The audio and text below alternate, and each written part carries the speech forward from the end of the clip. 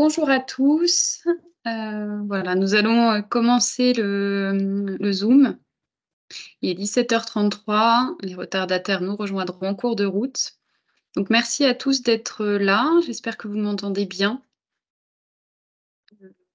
Du coup, excusez-moi, autorisez juste quelqu'un. Voilà. Donc, on se retrouve ce mardi soir pour le Zoom métier qui sera donc présenté par la Cité de la Solidarité internationale et par Bioforce en partenariat avec la Cité des métiers d'Almas. Donc, le Zoom sera en deux parties. Il y a une première partie qui sera focus sur la présentation des métiers et des acteurs de l'humanitaire et de la solidarité internationale. Donc, dans un premier temps, donc, ce sera les premières 40 minutes, petite heure. Et ensuite, on prendra le temps de répondre à toutes vos questions-réponses. Pour le moment, vos micros et vos caméras sont coupés, mais nous vous donnerons la parole dans la deuxième partie de la présentation. Donc voilà, je vais laisser Franck Lavigne, qui est coordinateur chez Bioforce, qui fera cette première partie de présentation. Et ensuite, on donnera la parole à la fois à Franck et à Laetitia, responsable de la CSI, pour la deuxième partie des questions-réponses. Eh bien, bonsoir à tous. Nous allons commencer ce Zoom métier, celui qui a trait aux acteurs et aux métiers de l'humanitaire. Si vous voulez bien, je commence par me présenter. Je m'appelle Franck Lavigne. Alors, je suis géologue de formation. Euh, j'ai toujours voulu travailler dans l'humanitaire depuis mon enfance. Ceci a été un peu oublié pendant ma scolarité, mes études. Euh, En tant que géologue, j'ai travaillé dans l'industrie, en bureau d'études, mais je n'ai jamais oublié cet intérêt pour l'humanitaire et j'ai eu la chance en janvier 2000, de pouvoir partir pour ma première mission. Je ne savais pas où ça allait me mener et ce que j'allais faire et dans quelle durée. Eh bien, ça m'a conduit à faire une carrière, et notamment en Afrique, en Asie du Sud-Est et au Moyen-Orient. Alors, les ONG suivantes ont bien voulu me faire confiance. Il y a eu d'abord Action contre la faim, il y a eu SOS Sahel International France, Solidarité internationale, Première urgence internationale, Handicap international, le Secours islamique France et le dernier en date, Bioforce. Euh, Actuellement, donc, je travaille avec Bioforce en tant que coordinateur parcours et métier. J'y reviendrai. Je vais vous parler un peu quand même de Bioforce avant tout. Il s'agit d'une ONG et cette ONG a pour mission de former des humanitaires et de travailler au renforcement des capacités et des compétences de ces humanitaires sur les terrains d'intervention. Donc nous intervenons en Europe, en Afrique et au Moyen-Orient, soit sur des formations initiales, donc dites formations métiers, soit sur des renforcements de compétences pour des acteurs humanitaires qui sont déjà sur les terrains d'intervention. Et on fait cela en proposant des formations à ces professionnels ou des renforcements aux structures qui les hébergent, qui les emploient.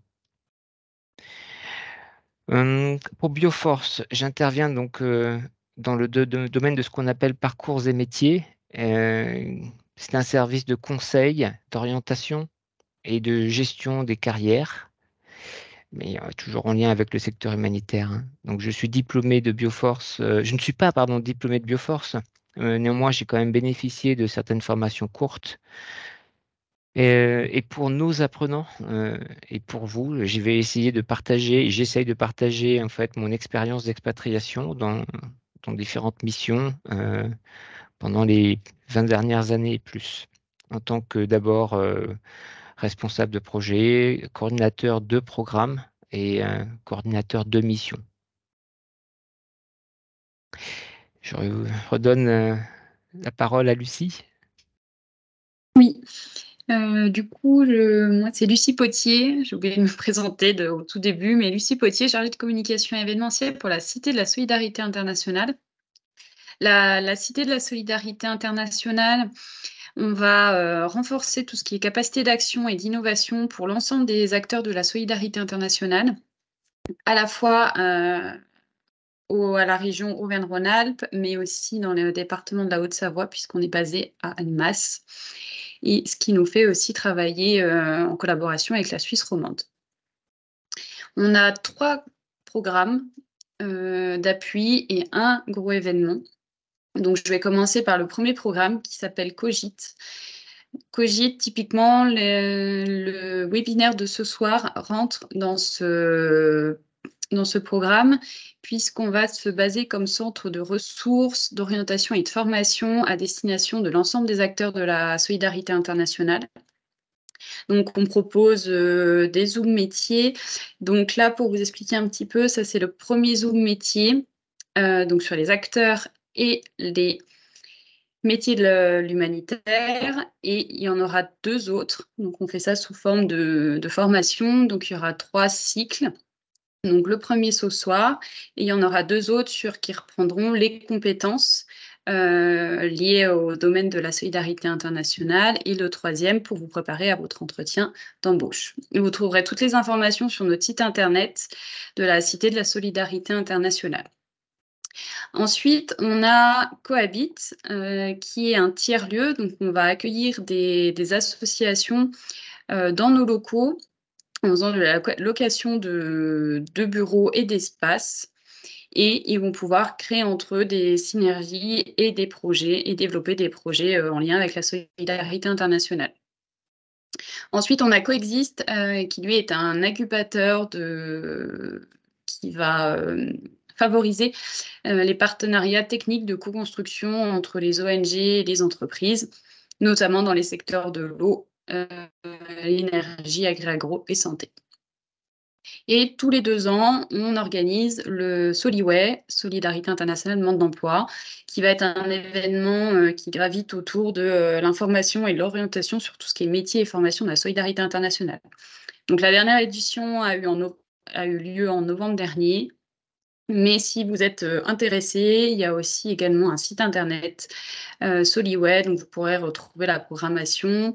Les replays seront également disponibles sur notre chaîne YouTube dans très peu de temps.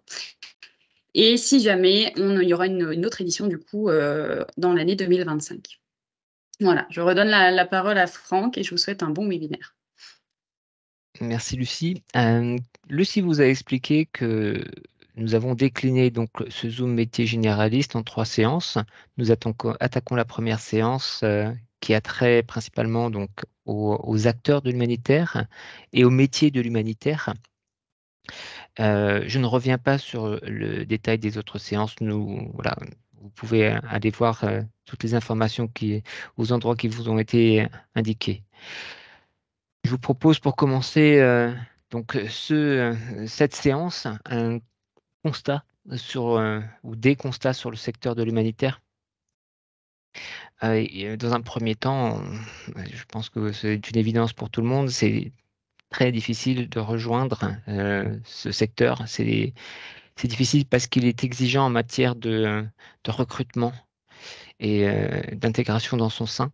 Bon, il y a plusieurs explications à cela. Tout d'abord parce que des compétences particulières sont demandées, des savoir-être particuliers. Et voilà, donc ce secteur a a développé des connaissances spécifiques, en requiert d'autres spécifiques.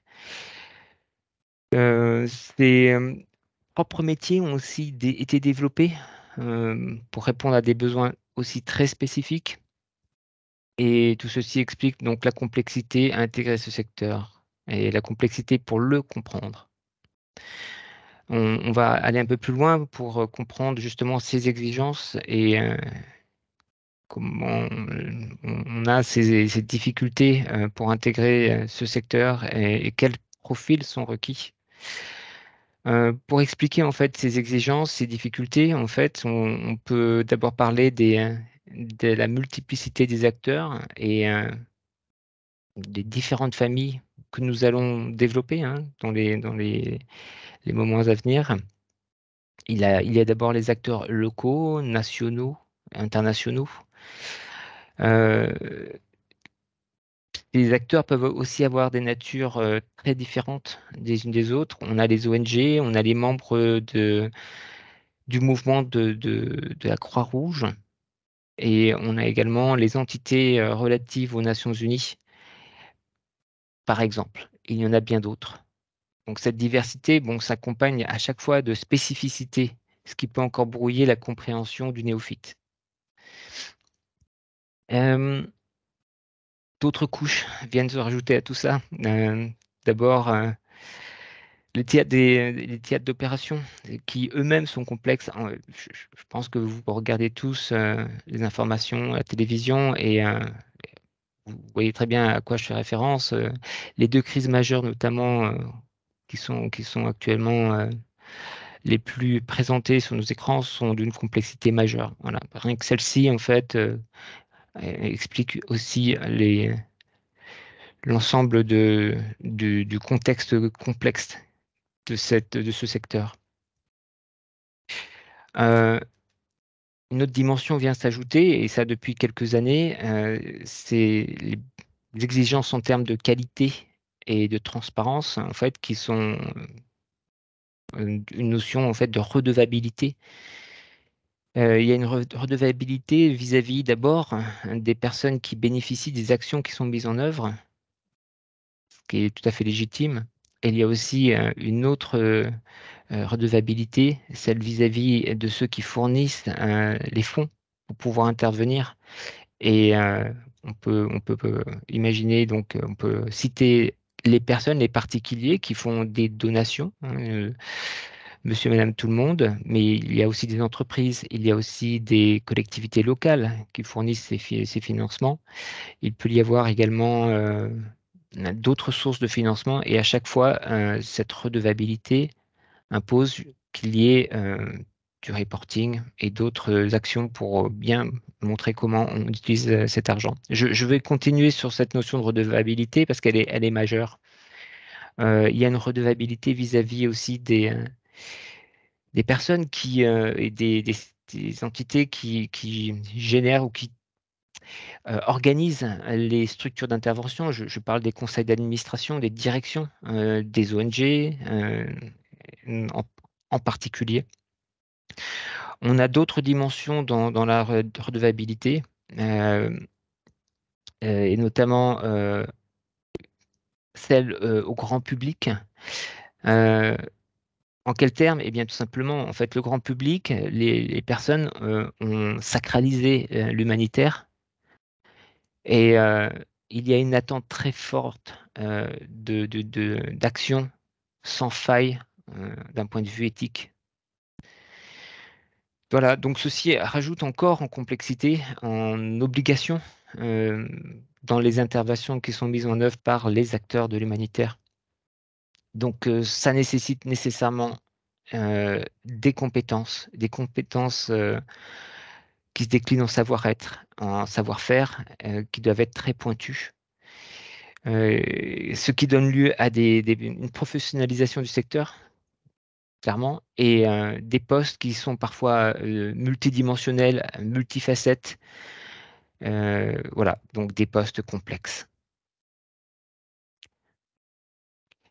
Nous allons parler à présent des acteurs plus en particulier, mais je veux quand même vous apporter une distinction importante. Le mot humanitaire, il n'appartient à personne. Tout le monde peut se l'attribuer, et beaucoup d'actions pourraient être qualifiées d'humanitaires.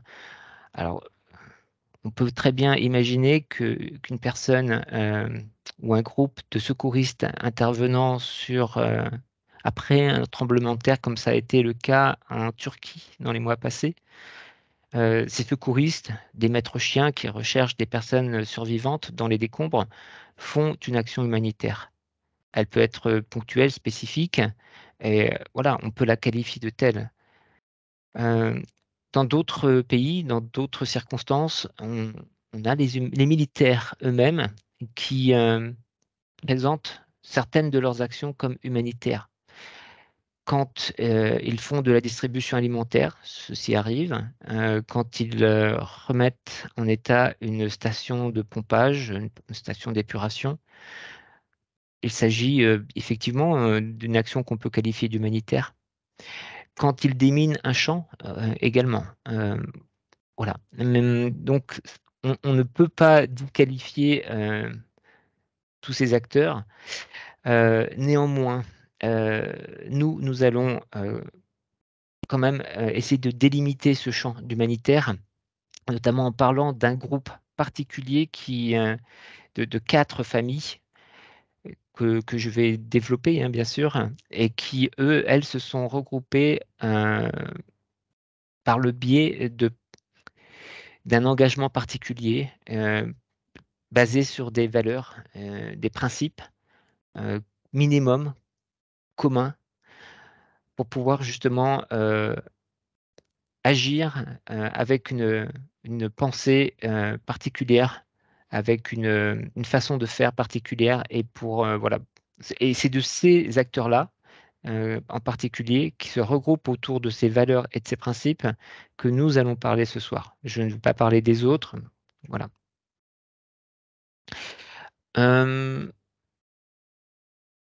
Alors, je ne sais pas si vous voyez bien mon écran. Je vais essayer d'enlever le petit carré de Teams. Parlons d'abord d'une première grande famille. C'est celle des structures non gouvernementales qui envoient des volontaires dans différents pays. Ces structures ne mettent pas en œuvre leurs propres projets. Elles mettent à disposition de partenaires des expertises, des experts dans tel ou tel domaine qu'elles envoient sur des actions plutôt de développement. Les volontaires qui sont envoyés sont généralement formés avant de partir. Ils sont suivis, accompagnés pendant leur mission. Une mission qui va durer généralement de 12 à 24 mois. Hein, c'est quand même un engagement assez long. Et ces personnes, ces volontaires sont également accompagnés à leur retour, car il y a toujours un retour dans la vie avant départ. C'est historiquement, en fait, les premiers acteurs qui ont développé les missions à l'international et qui ont en fait qui ont inspiré les autres acteurs des 3 autres familles que nous allons discuter. Je vais quand même vous donner quelques exemples de ces structures non gouvernementales d'envoi de volontaires qui envoient ce qu'on appelle, nous, des volontaires sous contrat, en France en tout cas, de volontaires de la solidarité internationale. C'est quelque chose de normalisé, de structuré. Voilà, il doit y avoir le pendant dans d'autres pays.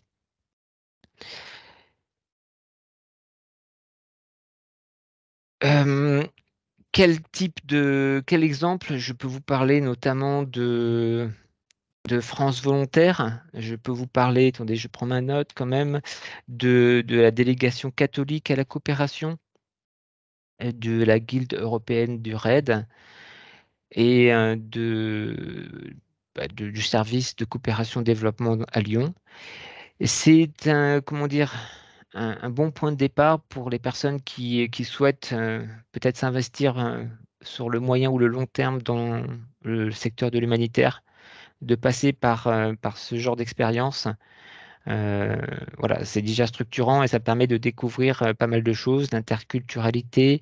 C'est d'ailleurs le but premier de ce genre de projet.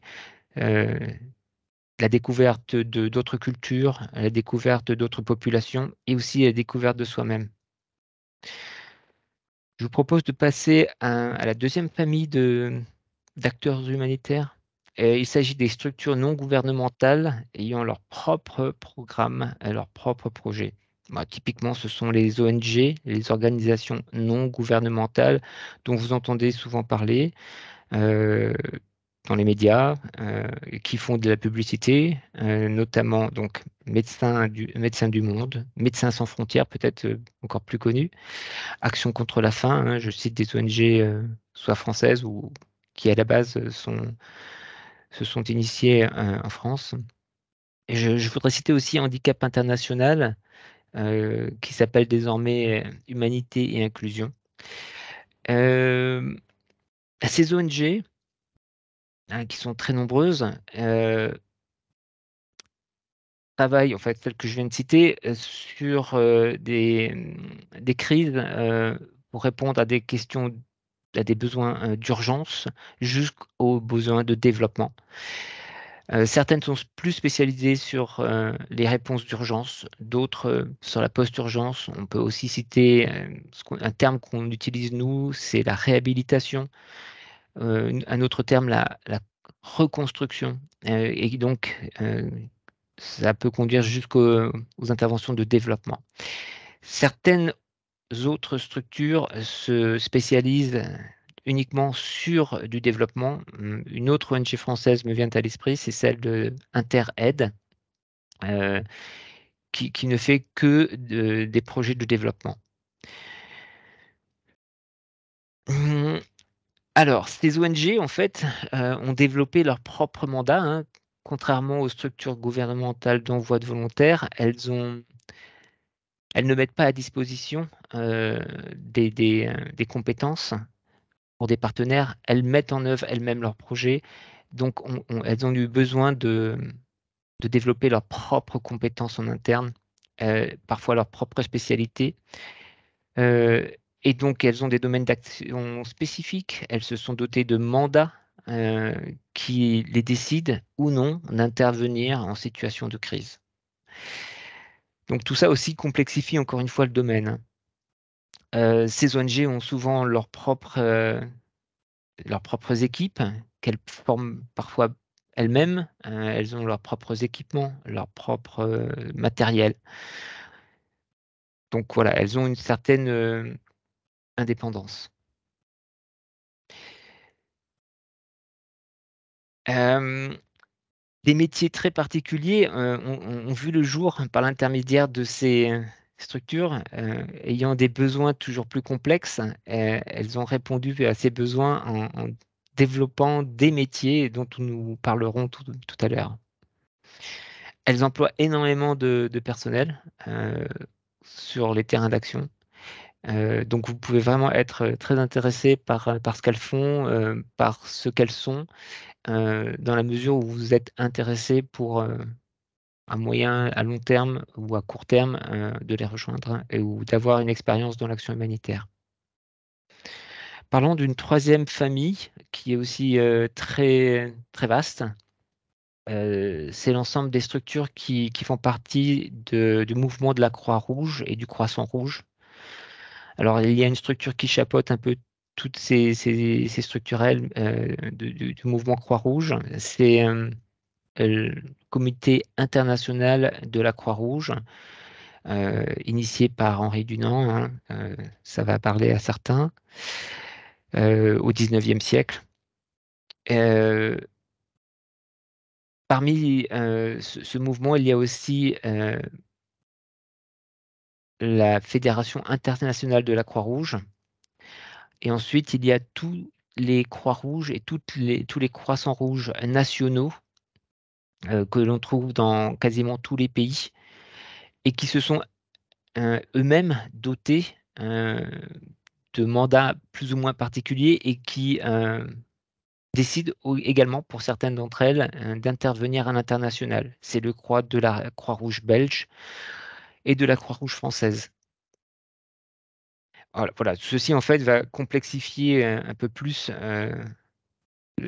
l'ensemble du paysage des acteurs, hein, bien sûr. Elles vont également recruter quand même un bon nombre de personnes avec des spécificités de par leur statut très spécial développé pendant les décennies passées en bilatéral, notamment avec les gouvernements ou avec les les personnes, les représentants des pays où se trouvent ces croissants rouges et ces croix rouges. Nous allons parler maintenant d'une troisième famille, c'est celle des organisations internationales des Nations Unies. Donc, elles sont très développées, avec elles-mêmes leurs propres méthodes, leurs propres spécificités. Elles ont des grands leviers d'action. Ces entités des Nations Unies, elles ont beaucoup de financement, ce qui leur permet d'agir de manière particulière avec beaucoup de moyens, ce qui est quand même assez positif pour ces organisations. Elles recrutent elles aussi des personnes avec elles aussi leurs attentes particulières et la recherche de compétences aussi très particulières, très spécifiques. Je peux dire en fait qu'il est assez aisé de passer de la deuxième à la troisième et à la quatrième famille. Voilà, les compétences, les spécificités peuvent vraiment se recouper et des liens très forts existent et on peut facilement être recruté par l'un puis par l'autre et revenir vers l'un, etc. Alors, je vous propose de passer à la slide suivante si j'y parviens. Et on va parler justement des différents types d'interventions.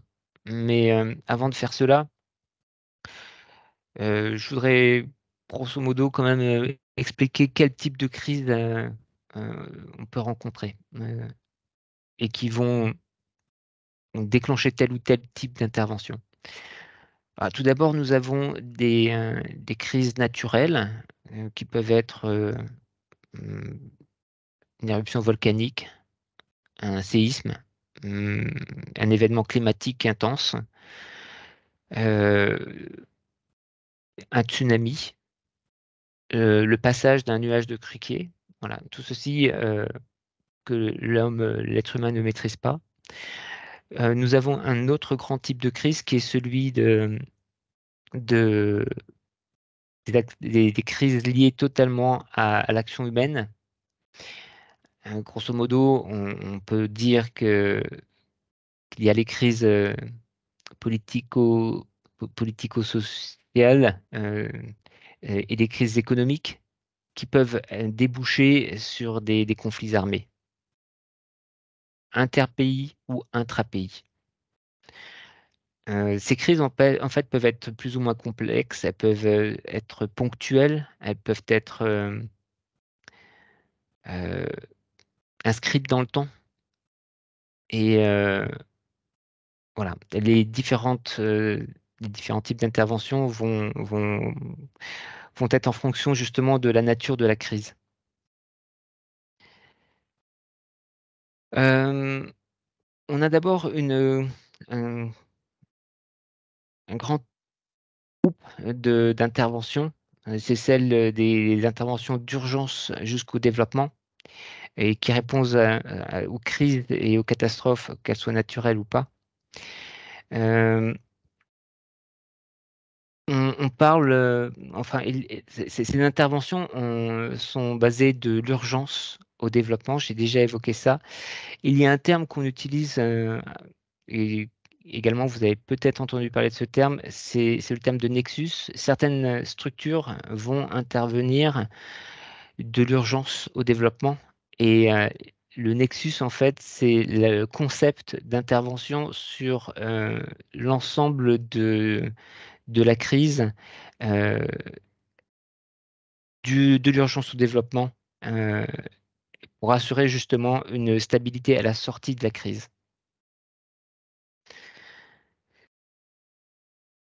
Nous avons un autre type d'intervention qui est celui du plaidoyer. Alors, le plaidoyer, c'est d'abord aller chercher de l'information sur un terrain d'intervention ou de non-intervention, découvrir en fait quelles peuvent être les problématiques d'un endroit. Ça peut être, en tout cas, la volonté est de transmettre de l'information au grand public, à des gouvernements, afin de pallier à des problématiques qui peuvent être des difficultés d'accès à des droits, qui peuvent être des situations de fragilité d'un pays, notamment vis-à-vis d'accès aux soins, à des inégalités de genre. Donc, je disais qu'il y avait un besoin primordial d'aller chercher de l'information sur le terrain, d'écriture ensuite de rapports pour permettre d'analyser et de décortiquer justement l'équation de ces crises, et donc une transmission de l'information pour pouvoir justement agir avec des leviers sur les décideurs et de pouvoir modifier en fait les situations que l'on rencontre et que l'on décrit. Typiquement, en fait, certaines ONG interviennent uniquement sur ce type d'intervention, et je peux citer Human Rights Watch, que vous connaissez certainement bien tous, mais d'autres ONG qui interviennent aussi avec des projets de l'urgence au développement tels que MSF peuvent aussi se saisir de telle ou telle problématique en passant par du plaidoyer. Un autre type d'intervention, c'est de manière très spécifique aussi dans certaines crises, euh, une intervention de reconstruction complète, c'est-à-dire une intervention sur l'ensemble des problématiques pour essayer de stabiliser une région, un pays, une zone géographique. C'est le cas notamment de ce qu'on a pu observer en Haïti après le terrible tremblement de terre il y a quelques années, en 2010. Mais également en Irak. Voilà, je ne vais pas développer ce cas de figure. Je vais parler encore d'un troisième type d'intervention qui est plutôt basé sur l'appui à des partenaires. La volonté dans ce type d'intervention, c'est de renforcer les capacités, c'est de donner les moyens à des acteurs locaux de pouvoir réagir en cas de crise multiples à venir, et pouvoir justement donner les moyens d'être autonome aux populations et aux structures locales. Un exemple, c'est l'action d'Alima, qui est une ONG française émanante de MSF, qui a voulu se distinguer particulièrement en ne voulant intervenir que par l'intermédiaire de partenaires sur les zones géographiques qu'elle décide de prendre en considération.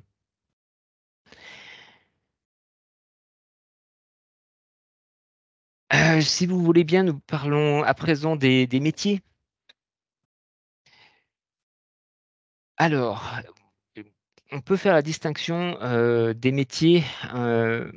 Voilà, c'est quelque chose de subjectif. Néanmoins, on peut distinguer les métiers qu'on peut qualifier de transposables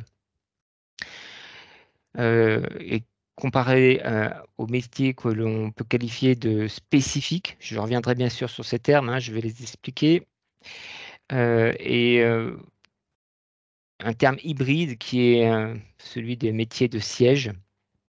Dans les métiers transposables, on compte tous les métiers qui peuvent être exercés au quotidien dans les pays partout dans le monde, euh, et notamment dans les situations hors crise. On peut citer tous les métiers de la santé, ceux du génie civil, de l'éducation, de la production agricole, etc. Oui. Donc ces métiers s'illustrent par des savoir-faire très particuliers qui vont pouvoir être utilisés directement, hein, sur les terrains d'opérations humanitaires. Je précise que parfois, certaines formations quand même sont spécifiques ou sont nécessaires pour pouvoir compléter une compétence. Imaginons par exemple un personnel de santé qui travaille en France et qui veut aller se mettre à disposition sur une action humanitaire. Cette personne aura probablement besoin de compétences particulières en santé tropicale. Voilà, mais il s'agit simplement d'acquérir une certaine spécificité, une certaine compétence qui viendra se greffer à d'autres plus importantes qui sont déjà acquises. Voilà pour les métiers transposables. On va parler maintenant des métiers spécifiques et qui répondent précisément, eux, aux besoins de la solidarité internationale. Un exemple, c'est celui des logisticiens humanitaires. En situation non humanitaire, en fait, vous voyez très bien ce que peut faire un logisticien. Il va plutôt intervenir sur des stocks et des transports. Ça, voilà, c'est ce qu'on demande aux logisticiens en général. Dans l'humanitaire, c'est un peu plus complexe, c'est un peu plus spécifique. Euh, il va y avoir un besoin de maintenir l'ensemble d'une mission euh, en marche, de la démarrer éventuellement même, et peut-être même de la clore, cette mission, ce qui va requérir d'autres compétences, et notamment des compétences pas uniquement en stock et en transport, mais également en parc informatique, en parc de véhicules, en bâtiment, en électricité, et parfois en sécurité. Quand la sécurité est confiée justement à un service logistique. Donc oui, il s'agit bien d'un métier très spécifique pour l'humanitaire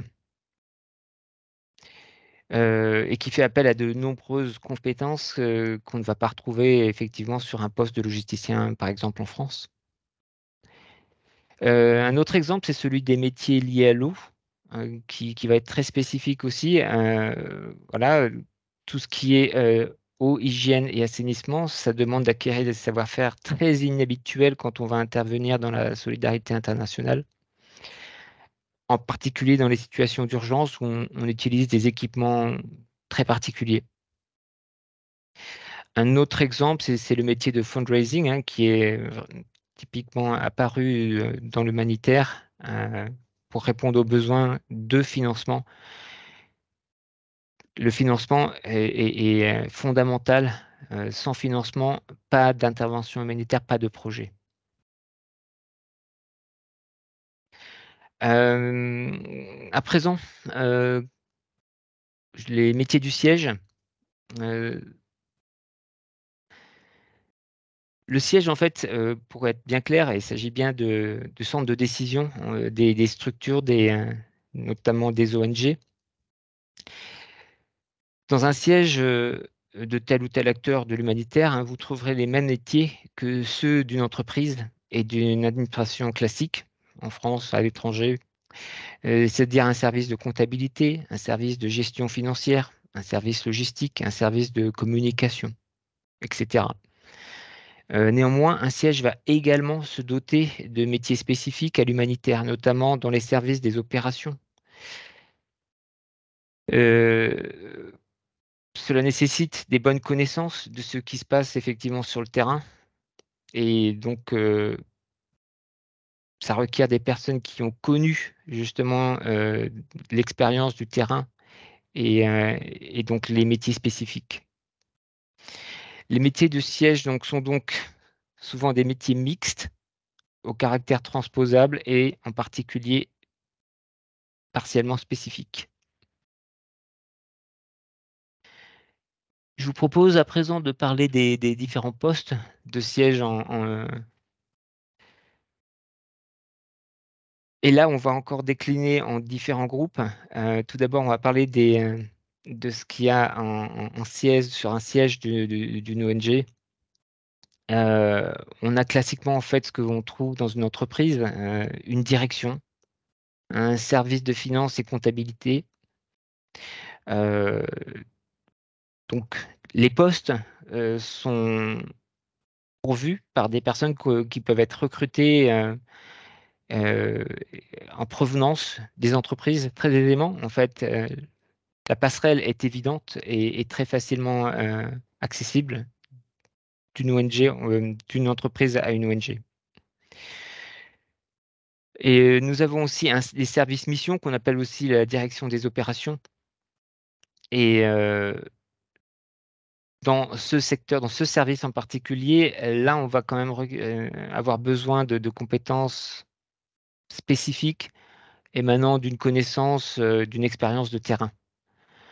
En revanche, tous les autres services, les services de ressources humaines, le service logistique, le service de communication et marketing, qui justement peut héberger un sous-service de fundraising dont on a parlé tout à l'heure. Tous ces services, en fait, peuvent faire appel à des compétences que l'on trouve encore une fois dans les entreprises. Néanmoins, je veux être quand même assez clair, dans chez les acteurs, chez les ONG en particulier, on va souvent recruter au poste de ces sièges, de leurs sièges, des personnes qui sont issues de l'action humanitaire de terrain pour une raison très évidente, c'est la capacité de parler des choses, du vécu et de comprendre facilement en fait à quoi on répond et ce que l'on souhaite faire. Ensuite, il y a les postes de mission. Et là, je vais les décliner en deux volets qui fonctionnent en fait en miroir. Tout d'abord, en fait, les postes qui sont dédiés ou qui sont liés aux interventions à partir des capitales.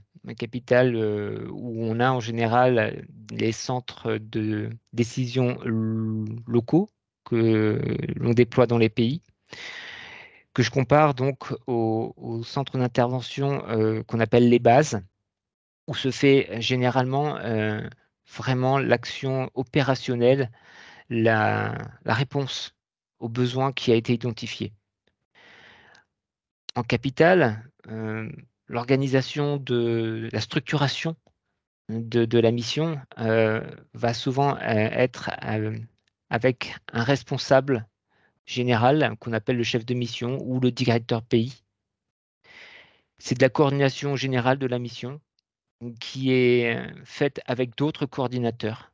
Et ces coordinateurs peuvent être en charge de l'administration de manière générale, d'un service administratif, d'un service financier. On peut également avoir un coordinateur ou une coordinatrice des ressources humaines. Parfois, ce rôle est fusionné au niveau de la coordination administrative. Et, il va y avoir une coordination logistique avec un représentant. Il peut y avoir un référent, un coordinateur de la sécurité. Ce rôle peut être aussi donné au coordinateur logisticien si, voilà, en fonction du contexte, en fonction des spécificités de la mission. On va également avoir des coordinateurs, des coordinatrices techniques et des coordinatrices de projets et de programmes. Alors la distinction, elle n'est pas évidente, mais la coordination technique va être pour apporter un appui spécifique sur les techniques particulières qu'on aura en eau, hygiène, assainissement, en santé, en, en- en sécurité alimentaire et en d'autres domaines un peu particuliers d'intervention. Tandis que le coordinateur de projet de programme va mettre, lui, en œuvre plutôt l'aspect cycle de projet et hum, qui en fait domine l'ensemble du processus d'intervention et de mise en œuvre de nos projets. On va aussi avoir des coordinateurs de suivi et d'évaluation. Alors, euh, ça, c'est un poste très particulier qui justement s'est développé dans l'humanitaire. Je vous ai parlé de la redevabilité, qui est une notion fondamentale de nos jours. Euh, Ces coordinateurs qu'on appelle SERA, si on traduit en français, sont en charge de suivi, de suivi de l'évaluation de ce qu'on appelle le fait de rendre des comptes, accountability en anglais, et learning ou l'apprentissage. Voilà. Et ces coordinateurs sont au cœur de la matrice de redevabilité, de la transparence et de la qualité des projets. C'est vraiment un poste, euh, tout un sous-domaine que l'humanitaire a complètement créé de toutes pièces.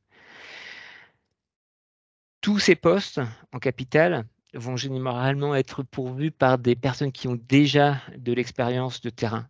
Et c'est aussi très logique.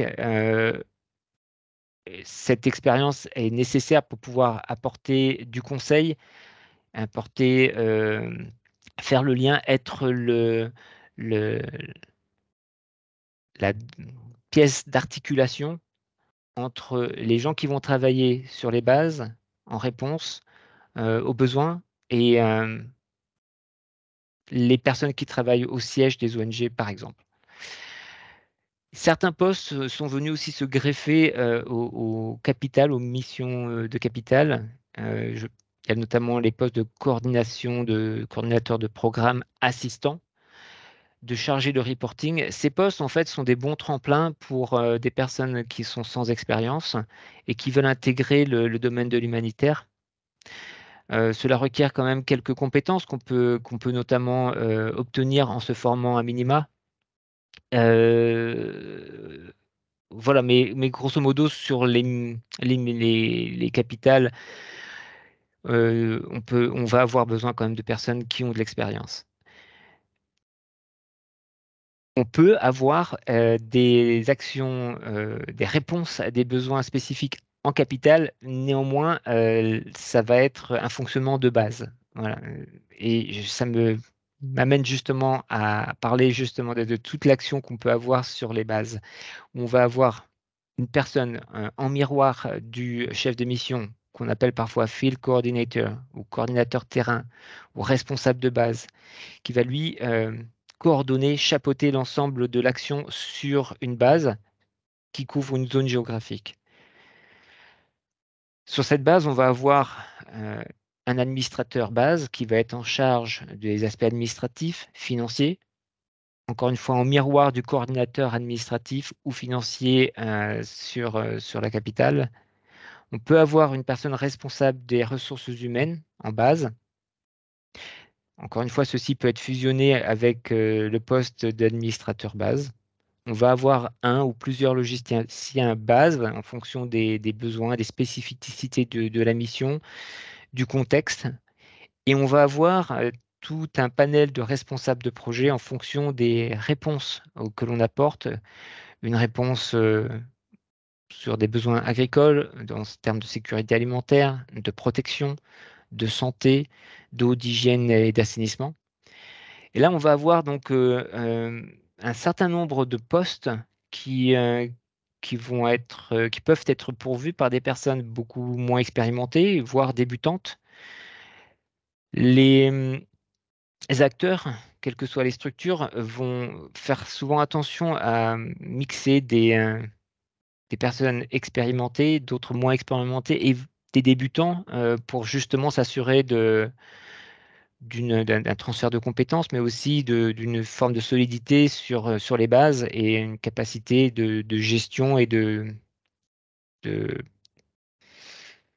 gestion de tout ce qui peut être stressant et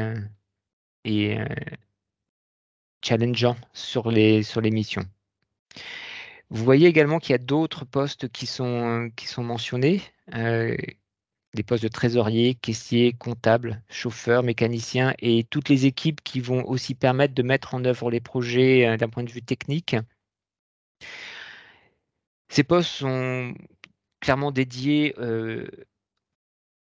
aux collègues nationaux et non pas aux personnes qui souhaitent faire des missions d'action humanitaire à l'international. Voilà, je vais clore ce chapitre en vous demandant pour les prochaines sessions, en tout cas pour la prochaine, de vous mettre dans un endroit tranquille pendant un moment et d'essayer de penser à votre parcours professionnel, mais aussi à votre parcours de vie et d'imaginer quelles compétences vous pensez avoir, vous pourriez avoir et qui pourraient être transposables pour une future intervention, une future action humanitaire pour intégrer en tout cas un des acteurs humanitaires que je vous ai cités. Faites ça une première fois. Prenez un peu de temps de réflexion et ensuite une pause, faites une pause et par la suite essayez de revenir sur le même exercice après vous être demandé qu'est-ce que c'est vraiment une compétence, car c'est un élément clé, un mot clé qui va être développé lors du prochain Zoom métier, la prochaine séance des Zoom métiers généralistes. Je vous remercie de votre attention. Je sais que j'ai un peu bafouillé. Veuillez m'en excuser. Je vais être meilleur dans la session des questions et des réponses.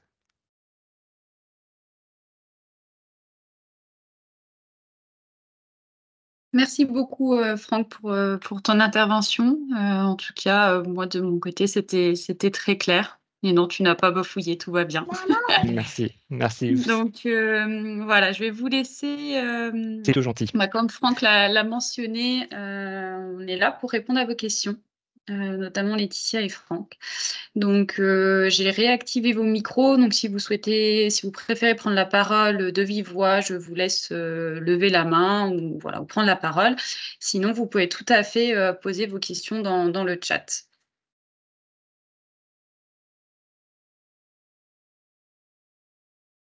Pour ceux qui ont des connexions un peu chancelantes, on va dire, n'hésitez pas à poser les questions plutôt par écrit parce que parfois ça peut être pénible de vous demander, enfin pénible pour vous si on vous demande de répéter à plusieurs reprises à cause d'une connexion qui est un peu limite.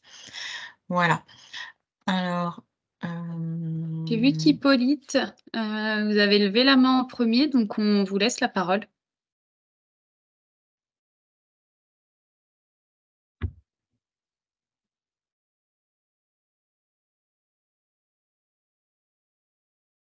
Oui, sinon quelqu'un d'autre, allez-y.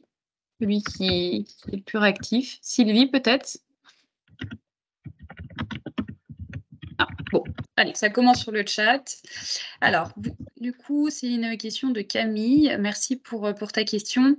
Du coup, quels sont les métiers de l'humanitaire les plus recherchés actuellement par les acteurs de la solidarité internationale?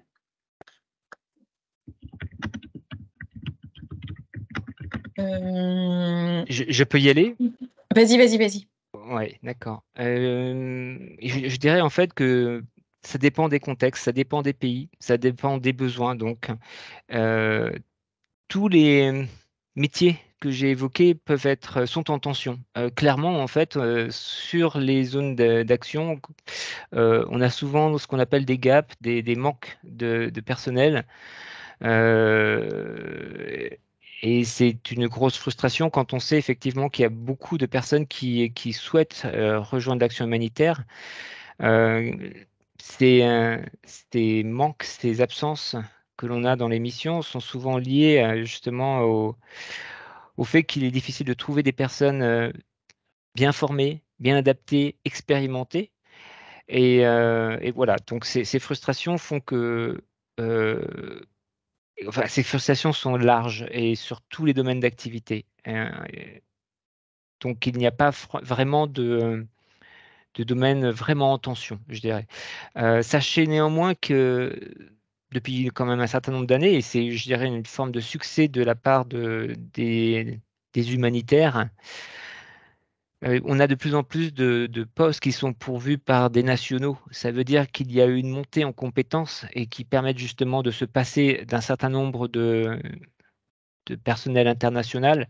Néanmoins, et il y a quand même encore un certain nombre de contextes majeurs, exemple la République centrafricaine, on a des besoins toujours majeurs en termes de ressources humaines internationales avec différents types de compétences. Je vais donner un exemple très concret, hein, quelque chose qu'on voit peut-être moins qu'autrefois, qu'il y a 20 ans dans, dans la logistique spécifiquement, ce sont des spécialistes en mécanique de véhicules. C'est quelque chose qui est crucial pour pouvoir justement mettre en œuvre les projets. Or, fort est de constater que c'est un besoin majeur, notamment en République centrafricaine.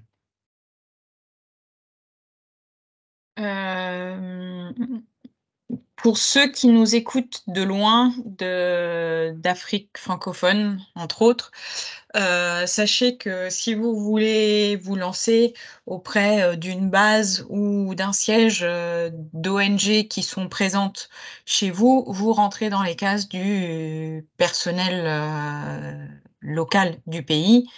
Et donc, vos compétences, elles peuvent être exploitées sur l'ensemble des postes, des types de profils qui ont été présentés précédemment par Franck, et qui vont peut-être pas porter exactement ces noms-là. Sur tous les postes de coordinateur, parfois on a, au lieu de coordinateur, on a expert. Expert technique santé, expert technique protection, expert sécurité, de la même façon que sur certains profils, les noms peuvent changer légèrement d'une structure à l'autre, ça dépend de comment ils sont nommés historiquement dans l'ONG. Un des profils qui est souvent demandé aussi, c'est sur tout ce qui est finance, administratif, l'IT guy. L'IT guy, il y a toujours besoin d'un expert informaticien, parce qu'il y a un parc informatique. Dès qu'il y a un employé dans un bureau, il y a un ordinateur, donc vous multipliez ça par 120 et vous avez besoin d'un IT guy. Donc il y a vraiment tout type de profil, vraiment pour toutes les compétences. Je vais enchaîner avec une question qu'on a ici, et je pense que Franck, ce sera plutôt pour toi la réponse. Bioforce avait fait passer à Lyon le programme de coordinateur logistique parcours initial sur 12 mois en alternance obligatoire plutôt que 6 mois. Savez-vous pourquoi? Est-ce que cela veut dire que les débouchés se réduisent dans ce sous-secteur sans une formation à long terme type alternance? Bon, la question est très complexe. Je dirais non, je ne sais pas pourquoi c'est comme cela. Je peux parler quand même de Bioforce et des Oui. différents types de formations qui existent, notamment logistique, en fonction de l'expérience dans le domaine privé, le privé lucratif des apprenants. Nous avons différentes formules pour la logistique qui peuvent être des formules plus ou moins courtes, 3 mois, 6 mois, et des formules aussi en alternance. En général, les personnes qui postulent justement à nos formations sont aiguillées en fonction de ces expériences, en fonction de leur parcours, en fonction du fait qu'ils soient juniors ou moins juniors. Et bien sûr, on prend en considération leur desiderata, tout en essayant quand même de leur expliquer par la lecture de leur parcours, de leur CV, ce que nous pensons de notre expérience, ce qui est plus adapté et pour mieux les orienter vers une mission après une formation, pour leur donner plus de chances d'intégrer le secteur. Je vais partir sur la question suivante. Est-ce qu'un médecin n'ayant pas d'expérience dans l'humanitaire peut avoir une chance d'exercer dans une ONG humanitaire? oui, il y a une première fois pour tout le monde. Alors, 2 cas de figure. Vous êtes un médecin, dans un pays, admettons d'Europe, en France ou ailleurs, et vous voulez travailler en tant que médecin dans l'humanitaire. Donc partons du principe que c'est sur le terrain. Je recommande fortement que la première expérience se fasse en tant que volontaire. C'est souvent plus simple, vous passez par France Volontaire, vous allez sur le site, vous regardez les projets santé, et souvent les postes de médecins sont pas enregistrés entre guillemets en tant que médecin. Ils sont enregistrés en tant qu'expert santé, expert santé primaire. Quand on ouvre un poste de santé primaire sur le terrain, ils sont identifiés s'ils ont besoin, si c'est dans un pays où il y a des violences basées sur le genre, vous allez avoir un poste recherche gynécologue, obstétricien. Si c'est pour une ONG qui ne travaille que auprès des enfants, ça va être recherche pédiatre. Et puis, si au cours de votre parcours de médecin, vous avez complété votre formation par santé publique, épidémiologie, mortalité et morbidité, tous ces domaines, ce sera des plus. Donc, mais oui, c'est possible. Et il faut savoir que dans une structure comme Médecins sans frontières, quel que soit votre diplôme, quel que soit votre statut, vos 3 premières missions se font en tant que volontaires Oui, et sont tout à donc fait. indemnisés et non salariés, et qu'à ce titre aussi, du coup, ça peut être plus simple pour vous d'obtenir les premières missions. Et il faut aussi savoir que quand vous rentrez dans une ONG, il y a toujours une formation. Il y a une formation d'acculturation aux politiques de l'ONG, il y a une formation de sécurité, vous allez de toute façon toujours être formé en interne avant le départ par l'ONG. Je sais pas, Franck, est-ce que tu veux compléter? Non, je pense que tu as tout dit. Enfin, peut-être, oui, rappeler que je crois que c'est 2 ans de volontariat chez MSF, hein. Je crois que ce sont les seuls qui ont vraiment gardé ce statut particulier. Nous parlerons des statuts à la prochaine séance de parcours et métiers de Zoom généraliste. Euh, oui, les médecins, très sincèrement, les postes sont pléthores et il y a probablement plus de besoins que de candidats. On a une main levée. J'arrive pas. Ah si. C'était des mains Alors, levées depuis tout à l'heure, mais Béatrice Oui, bonjour. Songa. Ouais, vous m'entendez? Très bien, loud and clear. Ouais, j'étais en train de rédiger un message en fait. Écoutez, merci de prendre ma question. J'ai une petite question en fait. Moi, pour me présenter brièvement, pour expliquer aussi le contexte de la question. Donc, j'ai 45 ans, je suis salariée, je suis en mode reconversion professionnelle. J'ai un background, on va dire, un peu fourni, je ne vais pas le détailler ici.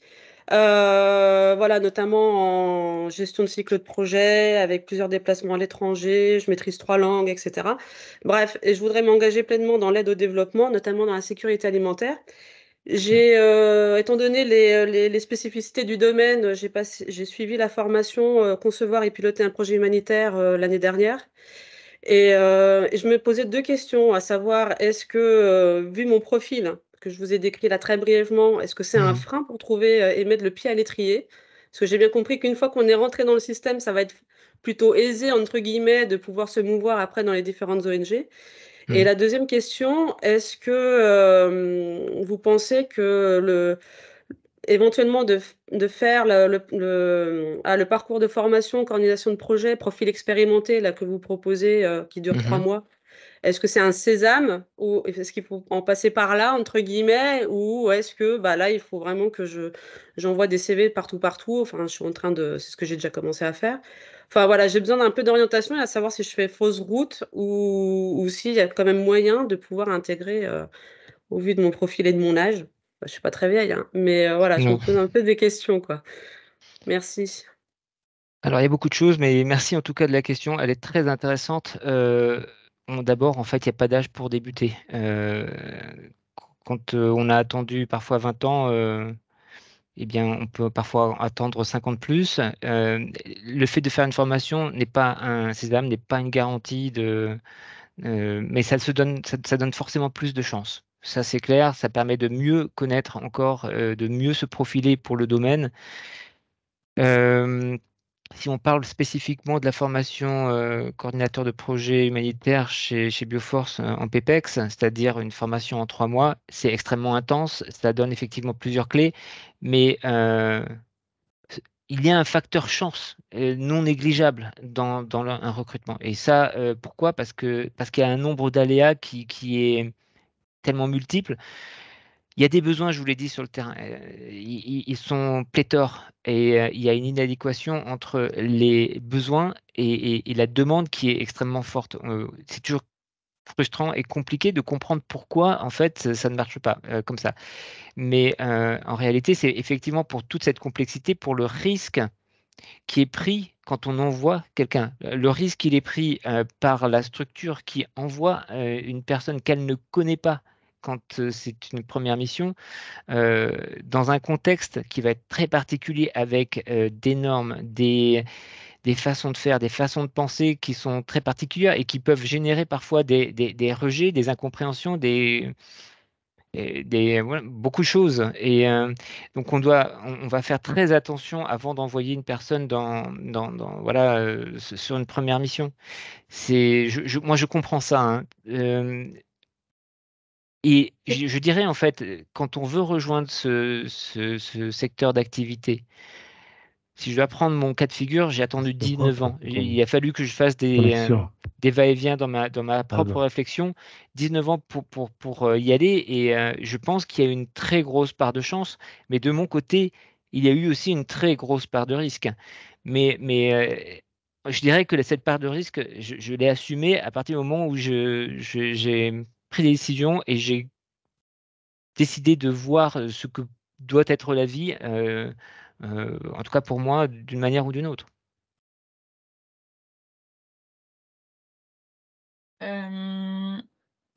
Oui, Tu veux il y compléter, a... Laetitia? Non, il y a, mince, Merci. je suis pas sur la bonne fenêtre. Il y a Camille qui se propose de compléter sur les VSI par la DCC. Donc Camille, vous pouvez ouvrir votre micro et on vous laisse D'accord. la parole.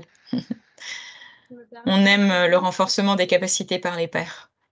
Tout à fait. Je reviens d'un VSI, donc d'un volontariat de solidarité internationale, et je suis partie avec une organisation qui s'appelle la DCC, la Délégation catholique pour la coopération.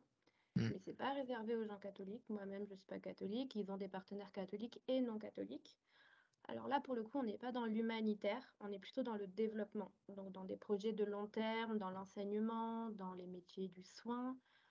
Moi, par exemple, je suis intervenue en tant que communication dans une université et je sais qu'ils ont des critères de recrutement qui sont très accessibles en fait, puisque le critère premier, c'est l'interculturalité, c'est l'ouverture, c'est la volonté de découvrir l'autre.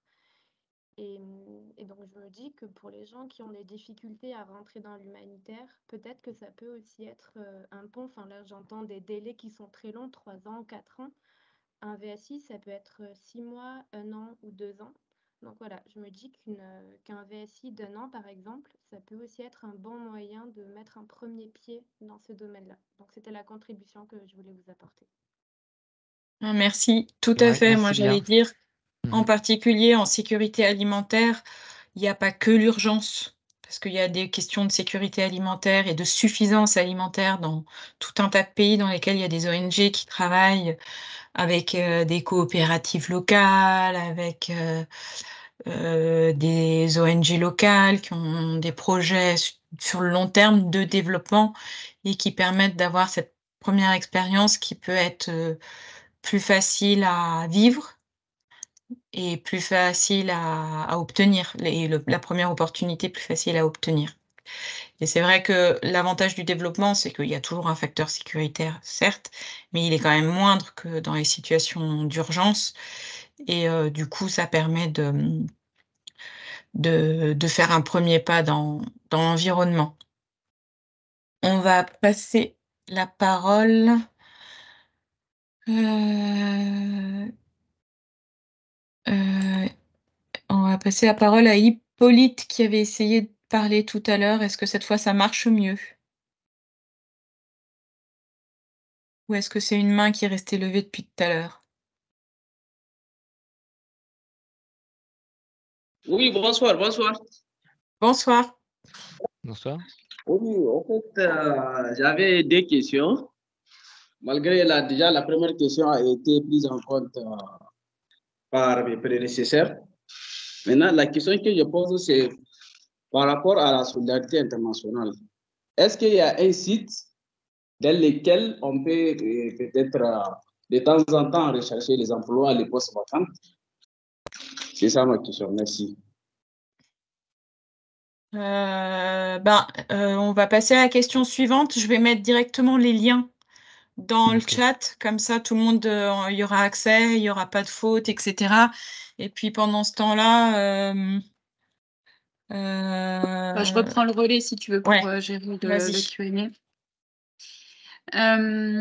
Donc il y a des personnes qui demandent quel est le savoir-être qu'il faut adopter pour postuler à ce genre de mission. Alors, il n'y a pas un savoir-être, c'est un ensemble de savoir-être. Je ne peux pas décliner cette notion en une réponse simple. Donc déjà, c'est le savoir-être, en fait, c'est toute une adaptation de l'état d'esprit. Pouvoir être en mesure de faire face en fait à ce qu'on va vivre quand on va aller en mission, que l'on soit débutant ou que l'on soit expérimenté. Ce savoir-être, c'est déjà accepter l'interculturalité. C'est quelque chose qui peut être, qui déjà vous anime et qui vous fait participer à ce Zoom métier. Néanmoins, quand on le vit au quotidien, ça a une autre dimension. On a nos limites qui sont repoussées. L'interculturalité, c'est vraiment se confronter à soi et autant que se confronter aux autres, à l'altérité et à son degré de capacité de pousser l'altérité jusqu'à un certain point. Le savoir-être, c'est surtout reconnaître l'autre dans toutes les dimensions possibles. Et donc voilà, ça peut se décliner sur beaucoup de thématiques. D'accord, ok, super, merci beaucoup. J'espère que ça répond suffisamment.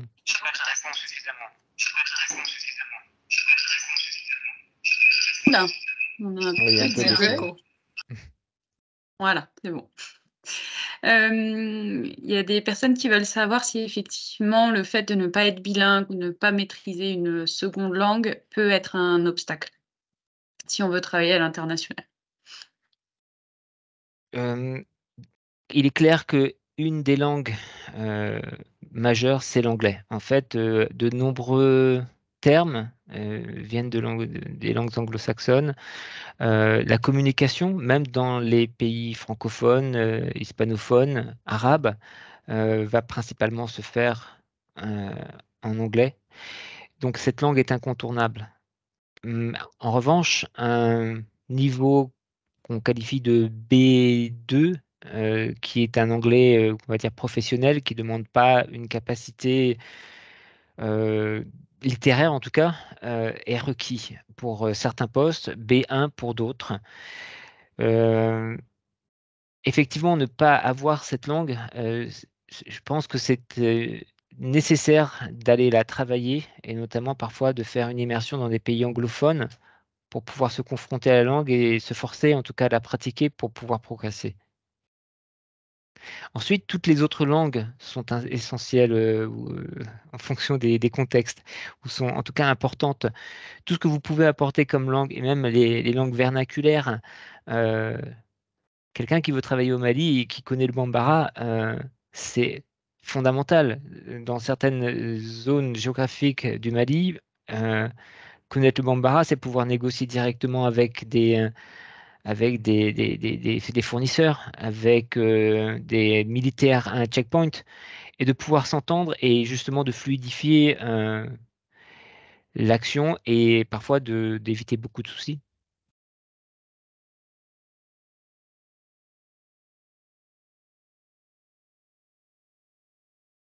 Ok, merci beaucoup. On espère avoir répondu aux questions.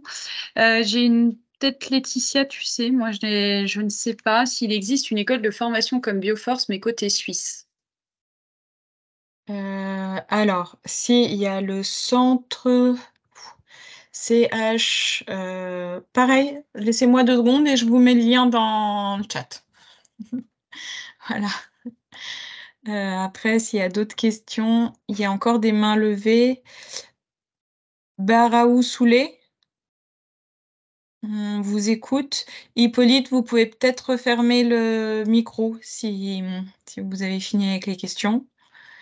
Ça évitera les sons parasites. Baraou Soulé, on vous écoute.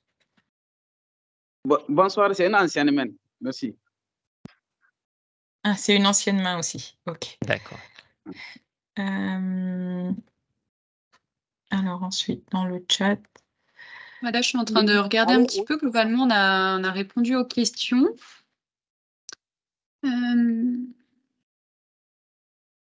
Donc, les questions des langues, on a répondu.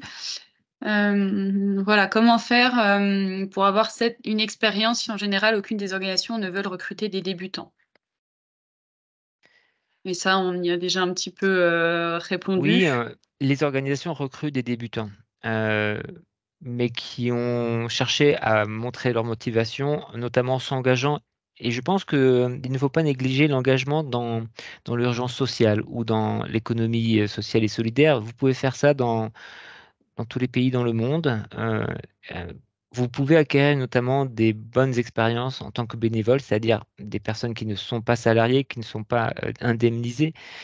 Toutes ces expériences sont vraiment valorisables et sont parfois essentielles. Vous pouvez y apprendre notamment des aspects très spécifiques de la logistique qui sont transposables justement dans l'action humanitaire internationale.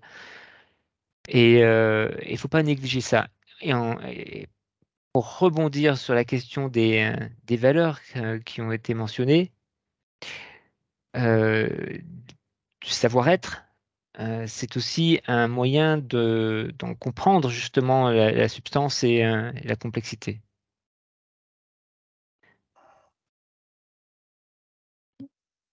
Peut-être pour compléter et conclure et faire une petite intro sur le Zoom, le prochain Zoom. Parfois, on a des compétences, on les exprime pas avec les mêmes mots. Parfois, on n'a même pas conscience d'avoir certaines compétences. Quand vous voyez un poste, une offre de poste à laquelle vous vous dites que vous pourriez répondre, qui est un peu dans votre domaine, il faut pas hésiter, postuler. De manière générale, tout type d'entreprise, d'association, de tout domaine confondu, on dit que les hommes postulent quand ils ont plus de 60% des compétences sur lesquelles ils sont tranquilles. Les femmes, elles attendent d'avoir plutôt 80% des compétences requises pour s'autoriser à postuler. Et j'ai envie de dire aux femmes qui nous écoutent ce soir, n'attendez pas d'avoir 80%, postulez si vous avez 60%. Vous êtes en concurrence avec des hommes, faut y aller. Et puis, parfois, on a les compétences et dans le CV, elles ne sont pas formulées comme on les formule dans le milieu de la solidarité internationale ou dans l'humanitaire. Ça fait partie des sujets qu'on abordera dans le 3e Zoom métier. Comment transposer ces compétences. Oui. Voilà. il y a des mots-clés, cycle de projet, c'est très humanitaire, très solidarité internationale, gestion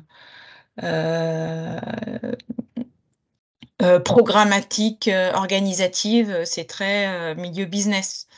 Donc vous allez avoir des mots comme ça où c'est double face.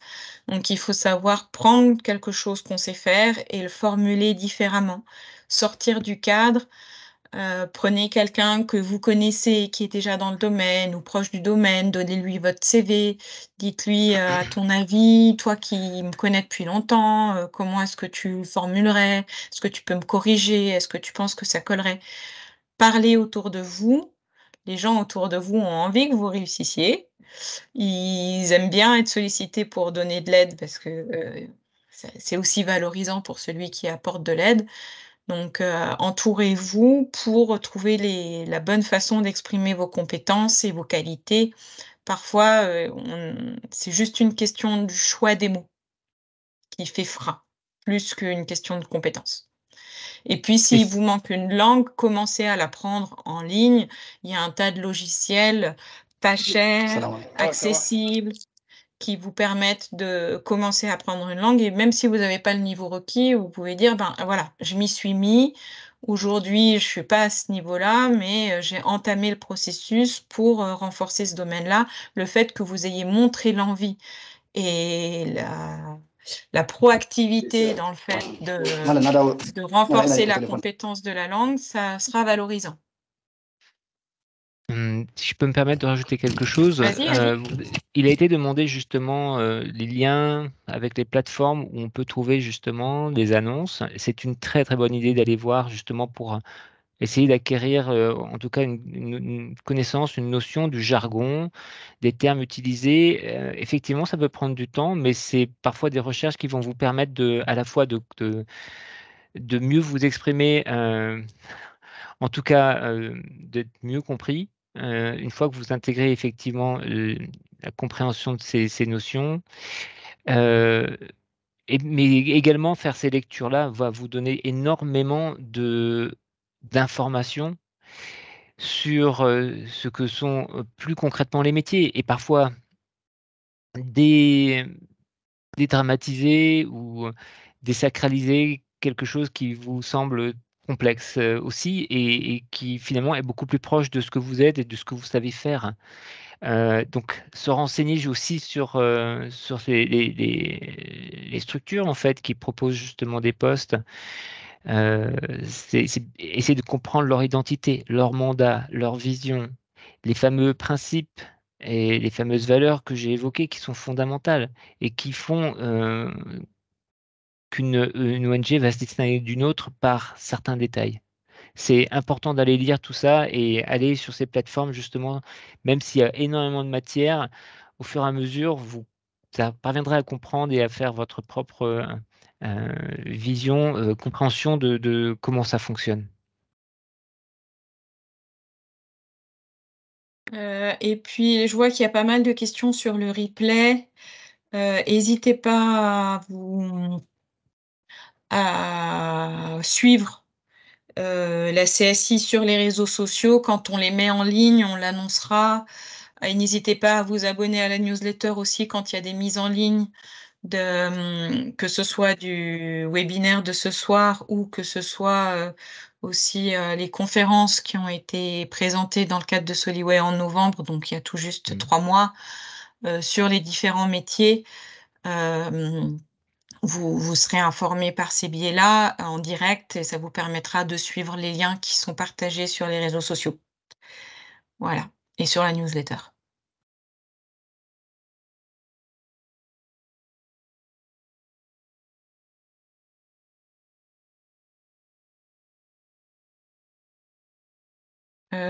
Franck, il y a un autre centre de formation Bioforce autre qu'au Sénégal, en Afrique occidentale?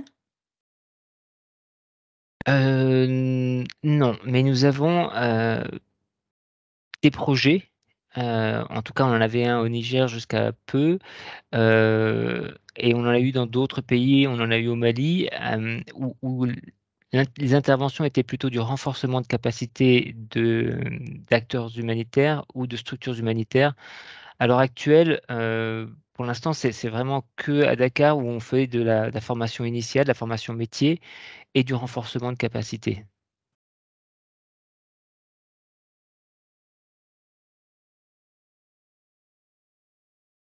Pas trouvé.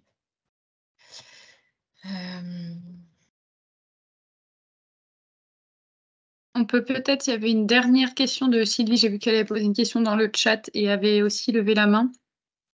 Est-ce qu'il est possible d'intégrer un poste terrain tout en ayant une RQTH à 30%? Alors, ça dépend. Ça dépend. Dans l'absolu, c'est possible. L'inclusion, dans tous les sens du terme, est vraiment un maître mot depuis plusieurs années.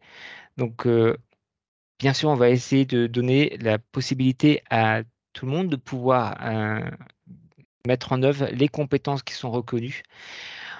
Mais je pense qu'il peut y avoir quand même des freins très clairs qui sont liés justement à des contextes particuliers qui font que certaines choses ne pourront pas être gérées dans certains contextes.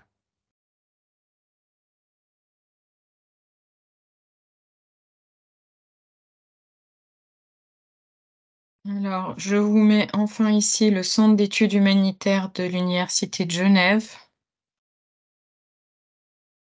Hop.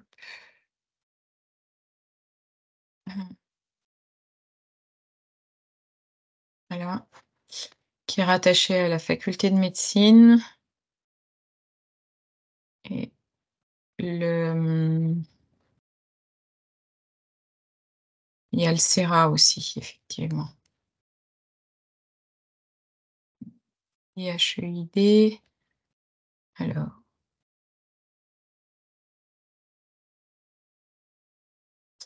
Là, vous avez l'IHEID. Je suis bien au bon endroit. Ok. Et il y a le CERA.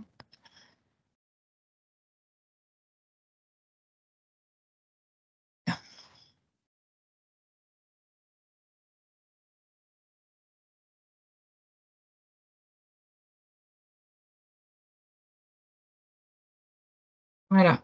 Et avec tout ça, vous êtes parés. Il y a aussi toute une diversité de possibilités de formation universitaire partout en France, pour ceux qui nous suivent et qui n'ont pas la possibilité d'aller jusqu'à Bioforce à Lyon. À Angers, il y a l'IRCOM. À Montpellier, l'université propose un cursus. Évidemment, passer par, pour tous, hein, pour tous ceux qui ont la possibilité de reprendre le cursus ou qui sont en préparation de cursus universitaire, passer par Sciences Po ou l'Institut d'études politiques. C'est toujours une bonne option, en particulier pour tout ce qui est développement et droits humains.